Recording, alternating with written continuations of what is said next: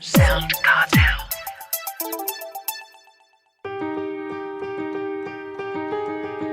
From SoundCartel, I'm Nicole Goodman, and this is Business Essentials Daily.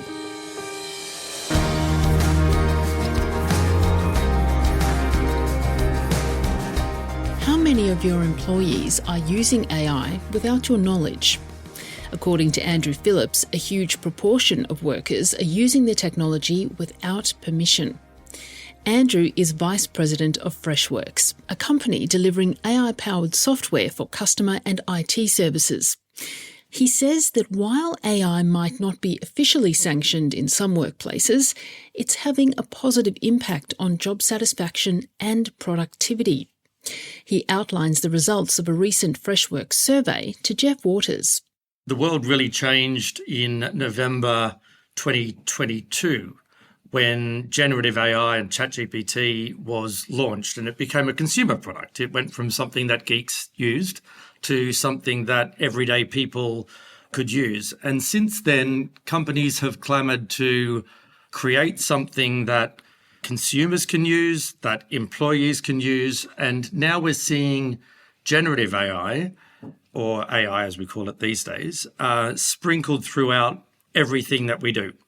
It's becoming something that Australian workers are using. However, the vast majority of employers haven't validated it for use within their own environments. So people are using it.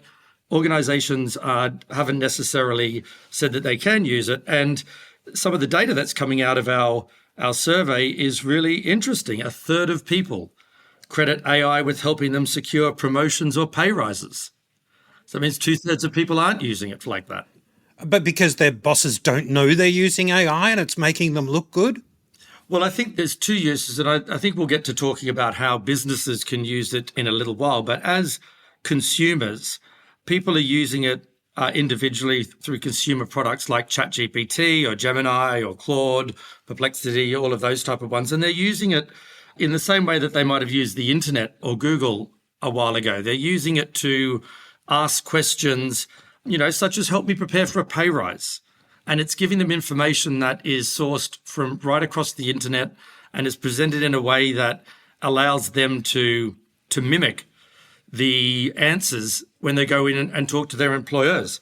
So it's increasing the satisfaction of the way that people work by taking away a lot of the boring stuff that they've been doing in the past.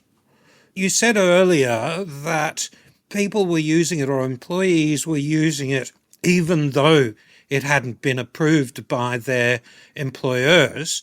That must surprise a lot of the listeners to hear. How can you tell if your employees are using it or not? Well, it is very difficult. And then a number of employers have banned the IP address of ChatGPT, but it doesn't stop people using it on their phones.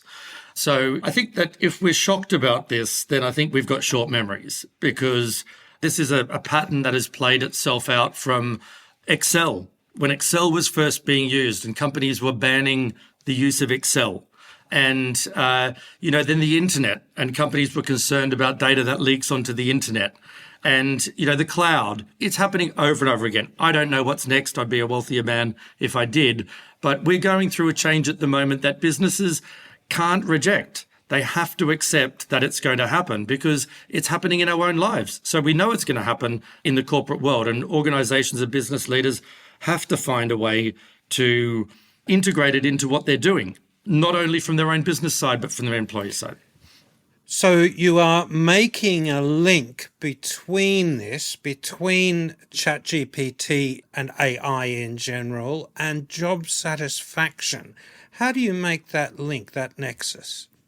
Well, I think we know this inherently. So it's helpful to have data that backs it up. Now, we know through surveys that have been done that on average, Australians spend around if we're going to call it, be accurate, 3.2 hours a day on frustrating and boring, mundane tasks, 4.8 months a year, if you were to look at it like that. So 71% of Australians want AI to handle those tasks.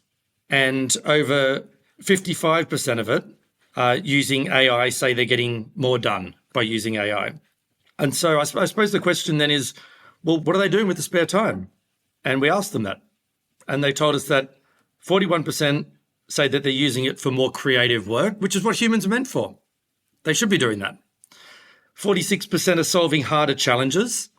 So they're going up a level, which is what we do with abstract languages in coding. And, we're always looking for shortcuts in that area. And 51% are learning new skills. And I would hesitate to guess that some of them are probably knocking off a little earlier as well and spending time with their family, making themselves a little bit more, enjoying their jobs from that perspective as well. Although we didn't ask them that question.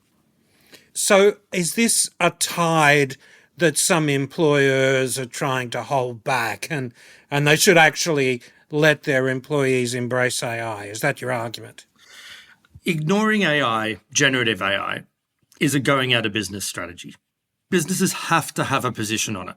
Now, if that position at the moment is that the public LLMs are unsafe, there are lots of options out there for private LLMs. If the position is that you don't want company data to be going out into these publicly trained LLMs, then you need to find vendors such as the one I represent, Freshworks, who are using generative AI within the tools that organizations are already using, like IT service management and help desk, which is what we provide, and allow employees to use generative AI within that to make their jobs easier, more creative, work on harder tasks, or to learn new skills, the things that they're telling us that they're doing anyway. Employers, it doesn't matter whether they are one or two people or the biggest companies in the world, they have to have a position on generative AI or they will be going out of business. That's a pretty big claim. Yeah, well, I mean, when you look back on some of those movements that I mentioned before, every company in the world, as far as I can think of, has to have a position on interconnectedness in the internet. Every company in the world has to have a position on cloud, even if it's that they don't use it. They have to have a position on it. Productivity apps, like I talked about Excel in the early days, computers in general, they have to have a position on it. They just can't ignore it, which is, I think, the original question. Can they just ignore it or do they have to accept it? They have to accept that this is a movement that has happened.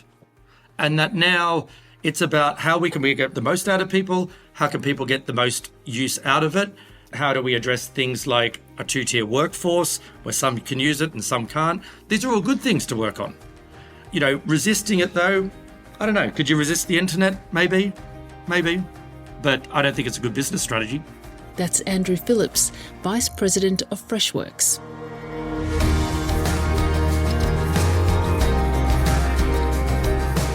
Business Essentials Daily is a SoundCartel podcast. Producers are Nick Schildberger, Jeff Waters and myself. Technical production by Pete Letts. I'm Nicole Goodman. Thanks for listening. We'll bring you more Be Daily next week.